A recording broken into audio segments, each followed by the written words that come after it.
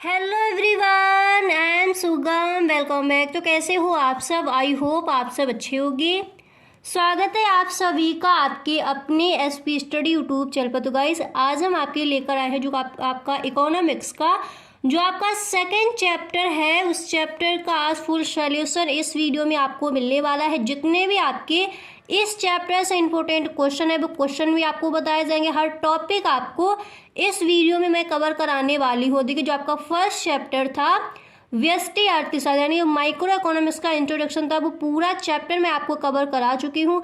अगर वीडियो आपने नहीं देखा है तो आप प्लेलिस्ट चेक कर सकते हो, नहीं तो डिस्क्रिप्शन बॉक्स आप चेक कर सकते हो, इसमें आपको वीडियो का लिंक मिल जाएगा।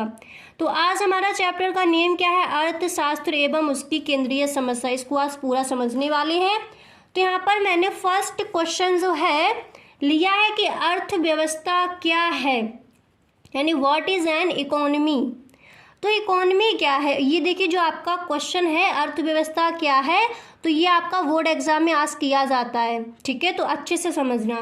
देखिए, एक अर्थशास्त्र ऐसी व्यवस्था को प्रदर्शित करती है जिसके अंतर्गत उस क्षेत्र के व्यक्ति अपनी आजीविका अर्जित करने के लिए अलग अलग यानी भिन्न भिन्न आर्थिक क्रियाएं करते हैं।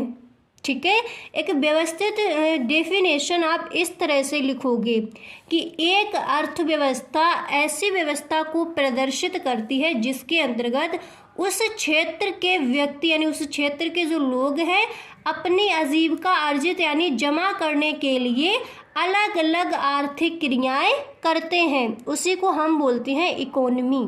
क्लियर हुआ इतना? अब इसके बाद आप देखिए अर्थव्यवस्था के प्रकार यानी टाइप्स ऑफ इकोनॉमिक्स। तो देखिए अर्थव्यवस्था के कौन कौन से प्रकार हैं, समझिए यहाँ पर। तो देखिए अर्थव्यवस्था के 3 प्रकार हैं, वो कौन कौन से हैं? पहला है पूंजीवादी अर्थव्यवस्था, जिसको हम बोलते हैं बाजार अर्थव्यवस्था। एंड नेक्स्ट है समाजवादी अर्थव्यवस्था। एंड तीसरी हो जाएगी मिश्रित अर्थव्यवस्था। और हमारे भारत की हमारे यहाँ की अर्थव्यवस्था कैसी अर्थव्यवस्था है? मिश्रित अर्थव्यवस्था है।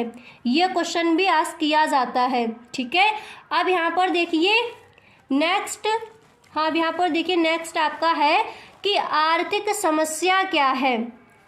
ओके, आर्थिक समस्या क्या है, what is an economics problem. तो इसको समझिए कि आर्थिक समस्या हम किसे कहेंगे। तो विभिन्न आवश्यकताओं की पूर्ति करने के लिए सीमित साधनों के प्रयोग से उत्पन्न चयन की समस्या को ही आर्थिक समस्या कहते हैं। ये मैंने कई बार आपको समझाया है कि आखिर आर्थिक समस्या हम किसे कहेंगे। देखिए, विभिन्न आवश्यकताओं यानी अलग अलग आवश्यकताओं की पूर्ति करने के लिए जो हमारे पास रिसोर्सेस हैं, साधन है, वो सीमित हैं। तो सीमित साधनों के प्रयोग से जो चयन की यानी चुनाव की जो समस्या उत्पन्न होती है उसी को हम आर्थिक समस्या कहते हैं। अब जैसे मान लीजिए आप मार्केट जाते हो, ठीक है, और आपके पास 10 रुपये हैं और उन 10 रुपये में आपको पेन भी चाहिए और आपको कोई बुक है वो भी चाहिए। तो देख लीजिए, जैसे जब आप चुनाव करोगे, जब चयन करोगे वस्तुओं का कि आपको कौन सी चीज़ ज़्यादा इम्पोर्टेंट है, आपको पेन ज़्यादा इम्पोर्टेंट है, पेन लेना आवश्यक है, या फिर आपकी बुक लेना आपको आवश्यक है। तब जब आप चीज़ों का चुनाव करते हो यानी सीमित आपके पास साधन जो है वो सीमित है, जैसे रुपए आपके पास 10 ही हैं और जो आपकी आवश्यकताएं हैं वो अलग अलग है। उन आवश्यकताओं की पूर्ति करने के लिए सीमित साधनों के प्रयोग से जो आपकी समस्या उत्पन्न होगी, चयन करोगे, जब चुनाव करोगे तो जब आपकी समस्या उत्पन्न होती है उसी को हम बोलते हैं आर्थिक समस्या। समझ आ गया? अब जैसे मान लीजिए आपको कॉपी लेनी या फिर पेन लेना, तो जब उसमें आप चुनाव करोगे तो फिर वहाँ पर जो आपको समस्या उत्पन्न होती है वही हमारी कहलाती है आर्थिक समस्या। क्लियर हुआ इतना? उदाहरण देख लीजिए, यहाँ पर मैंने उदाहरण भी लिख दिया है। तो जैसे एक किसान के पास 1 एकड़ भूमि है और साधन के रूप में भूमि सीमित है जिसके अनेक वैकल्पिक प्रयोग है। भूमि पर गेहूं उगाया जा सकता है अथवा गन्ना, किंतु सीमित भूमि पर दोनों फसलें एक साथ नहीं उगाई जा सकती। अतः किसान को यह चुनाव करना होगा कि वह अपने खेत में कौन सी फसल उगाए ताकि उसे अधिकतम लाभ प्राप्त हो। इस प्रकार साधन की सीमितता एवं साधन के वैकल्पिक प्रयोग चुनाव की समस्या उत्पन्न करते हैं। ठीक है, अब आपको अच्छे से क्लियर हो गया कि आर्थिक समस्या क्या है। अब यहाँ पर देख लीजिए आपकी डेफिनेशन दी है कि एरिक रोल ने इसकी परिभाषा क्या दी है, यानी आर्थिक समस्या क्या है, एरिक रोल ने इसके बारे में क्या कहा है। ठीक है, तो यहाँ पर देखिए इन्होंने कहा, ये आपके अर्थशास्त्री हैं, तो इन्होंने कहा है कि आर्थिक समस्या मूलतः चयन की आवश्यकता में से उत्पन्न होने वाली समस्या है। यह वह चयन है जिसमें वैकल्पिक उपयोगों वाले सीमित संसाधनों का प्रयोग किया जाता है। यह संसाधनों के मितव्ययी उपयोग की समस्या है। ओके, यहाँ तक अच्छे से क्लियर हो गया। ठीक है, तो एरिक रोल है, उन्होंने आर्थिक समस्या की परिभाषा को इस तरह से समझाया है। तो आप हेडिंग डालोगे डेफिनेशंस ऑफ इकोनॉमिक्स प्रॉब्लम्स। ठीक है, इस तरह से आप हेडिंग डालोगे, फिर आप ये लिखोगे।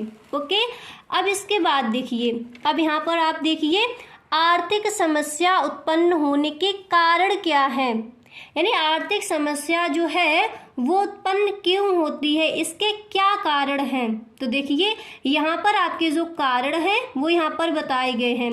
तो आर्थिक समस्या उत्पन्न होने के कारण निम्नलिखित हैं, जो इस प्रकार हैं।